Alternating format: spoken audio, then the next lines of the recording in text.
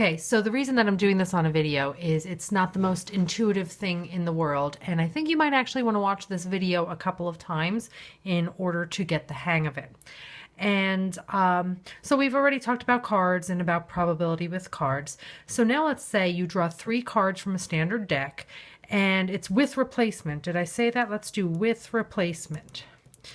And I want to find out what the probability is of getting 3 aces. And I think everybody would be able to do it at this point. So you want the probability of getting an ace, ace, and ace. So I would multiply those probabilities together. So that would be the probability of drawing an ace is 1/13, and I would multiply it 1/13 times 1/13 times 1/13, which, when I put that into my calculator, I would probably just simplify my world and just say 1/13 the quantity cubed. And that would be good. So I'm just going to stop there. I'll pick up my calculator in just a little bit. So we've done 3 aces. And actually doing 0 aces is probably just as straightforward. So that would be the probability of getting non-ace, non-ace, non-ace. And the probability of not drawing an ace the first time is 12/13 times 12/13 times 12/13. So that ends up being 12/13 the quantity cubed. So those two are pretty straightforward. So this is 0 aces. I'll put the labels up here, and this is 3 aces. Okay, so now let's do exactly 2 aces. So for 2 aces, I want the probability of getting an ace, ace, and then a non-ace, which seems straightforward enough. So an ace is 1/13, another ace is 1/13, and then the third one is 12/13. So if I put that into kind of my format here, that's 1/13 the quantity squared times 12/13 to the first. The problem with the 2 aces is that it could be in any order. So the non-ace could have been drawn first. So it could have been non-ace, ace, ace, like that. Or it could be, what's the last one? So the non-ace was in the middle. And when I have this keyword or, we've already talked about that you have to add. So if I put this here, this is a non-ace, that's 12/13. Ace is 1/13, another ace is 1/13, and the same thing here, 1/13, 12/13 times 1/13. So this is 1/13 squared times 12/13 to the first also. So each of these is 1/13 squared times 12/13 to the first. But I've got it 3 times, so I have to multiply it by 3. And then again, I'm done with this 2 ace example. Now I would just put that into my calculator, and I'll do that in just a moment. So let's go over. So we've done 0 aces, 3, we've done 2. Now let's do 1 ace. So if I have 1 ace, exactly 1 ace, I want the probability of getting ace, non-ace, non-ace. So that would be 1/13 times 12/13 times 12/13. I'm going to show you the quick way to do this in a little bit, but I want you to understand kind of where this is all coming from. So this would be 1/13 to the first and 12/13 the quantity squared. But it could happen in any order. So the ace could have been in the second position, or it could have been in the last position. So that keyword or tells me to add, and a non-ace is 12/13, 1/13, 12/13, and hopefully you're kind of getting the hang of this. Feel free to rewind if you want to see me do that again. A non-ace is 12/13 times 12/13 times 1/13. So again, all of these have 1/13 to the first power and 12/13 squared, and I've got it 3 times, so I have to multiply this by 3. Now, I don't know if any of you have seen the pattern here already, but there's a pattern here that you have already seen, and I hope you guys are so excited. I'm going to fill in the blanks now, and I'm just going to put implied 1 in front of that and an implied 1 in front of that. And I'll put the 12/13 to the 0th power, and I'll put the 1/13 to the 0th power there. And does anyone recognize my beautiful 1331? And look at these exponents going down and these going up. Yes, we have Pascal's triangle again, with these coefficients and the exponents and everything. So this was binomial expansion. This is very, very similar. And it's actually called the binomial probability theorem. So before we go any further and I kind of tell you what the general pattern is, I think I'm just going to pick up a calculator. A lot of people have difficulty putting this into your calculator. And I would suggest you can pause this video and try putting this into your calculator now, and you can check your answer. But if you don't know how to put it into your calculator, the numbers end up getting big, and I usually ask for it in fractional form. So I would prefer that you kind of do something like this. So in this case, I would say this is 1, and that's 1 over 1, and this is 3 over 1. So those coefficients are in the numerator. That's 1 times 1 cubed times 12 to the 0th. And the denominator ends up being 13 cubed. And the denominator for each of these ends up being 13 cubed, which is kind of nice. You only have to do that once in your calculator. And then the numerator here would be 3 times 1 squared times 12 to the 1st. Oh, I should have done this here.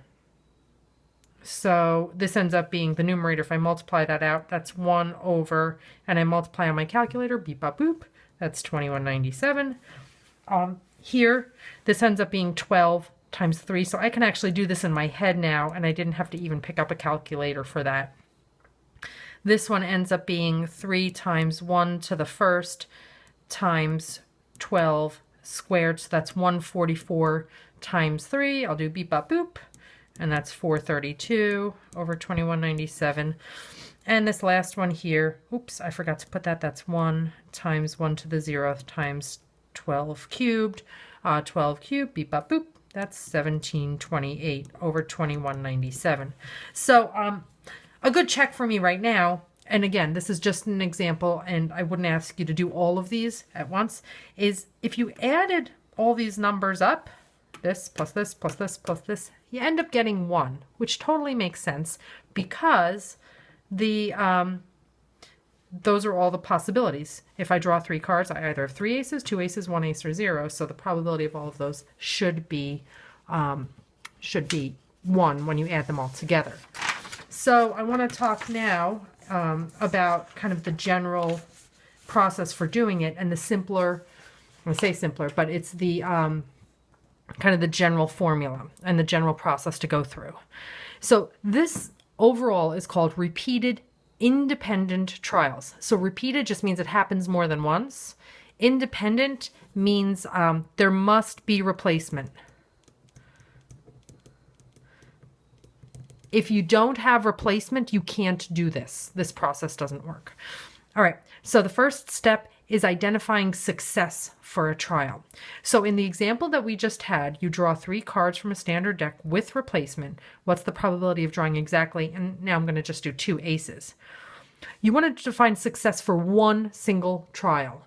So success for one trial is drawing or pulling an ace. That's the definition of success. And this normally is the hardest part for everyone because you have to think of success for one specific trial.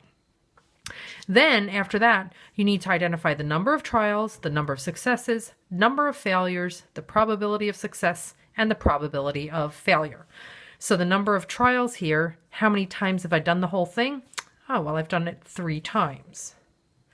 Out of the 3 times, how many times do I want success? How many times do I want to draw an ace? Well, I want to draw exactly 2 aces. If I have 2 successes, then that means that I need to have 1 failure because the successes plus the failures is equal to the number of trials. Now, the probability of success, well, let's see, the probability of success. Success is drawing an ace. What's the probability of drawing an ace? Oh, we said that before. That's 1/13. And now I want the probability of failure. So the probability of failure, well, that's the opposite of this. So I do 1 minus 1/13 and I get 12/13. So I specifically didn't put the formula here because I don't remember the formula unless I talk through it the way that I'm going to talk through it with you right now. Here's how I do it. I want success to occur. The number of times that I want success to occur is twice. If I have success occurring twice, that means I need to fail. And how many times do I need to fail? I have to fail once. It could happen a bunch of different ways. It could happen in any order. So the number of ways that it could happen, I need to use a combination. It's 3, the number of trials, combination 2. And that's the number of ways to choose those 2 successes out of the 3 trials. So if I put this into my calculator now, I end up getting the same number that I had before, which was 36 out of 2197.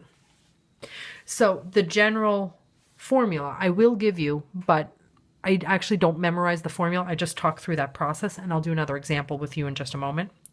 So to use the binomial probability theorem general formula, and this whole thing is called the binomial probability theorem.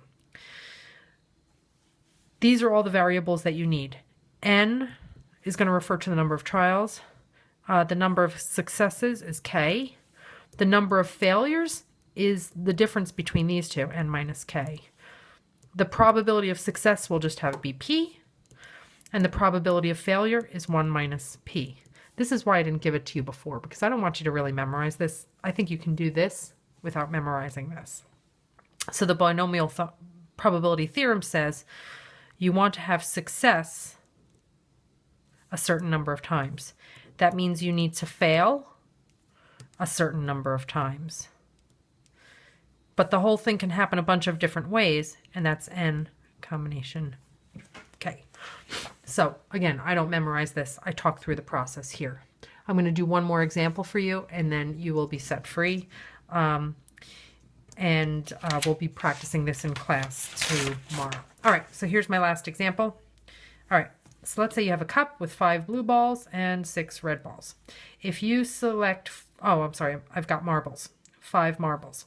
If you select 4 marbles from the cup with replacement, what's the probability of getting a red marble 3 times? So what I would suggest that you guys do is I suggest you pause the video and see if you can do this problem yourself. So if you've tried it yourself, the definition of success would be pulling a red marble. And the number of trials that we have is a total of 4. So we've got 4 trials. And the number of successes that I want 3 successes because I want the red marble 3 times, which means I have to fail once. The probability of success, so the probability of drawing a red marble or pulling a red marble, well, there's 6 out of the 11, so the probability of success is 6/11. And the probability of failure, that means it's 5/11. So once you do that, then you say, okay, I want success. And I want success to occur 3 times. That means that I need to fail. And how many times do I need to fail? Once. There's a bunch of different ways that that can happen, and that's 4 combination 1. So when I'm putting this into my calculator, I go beep, bop, boop, bop, beep, and where is my result? Oh, there it is. Okay, so I put that into my calculator, and the way I would put it into the calculator, by the way, I would do 4C1 times 6 cubed times 5 to the first, and that's my numerator, and that is equal to 10,800.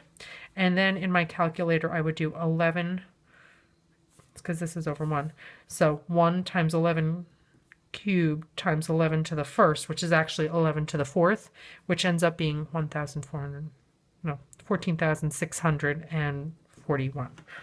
And I would just leave it like that because that can't be reduced. So this is called the binomial probability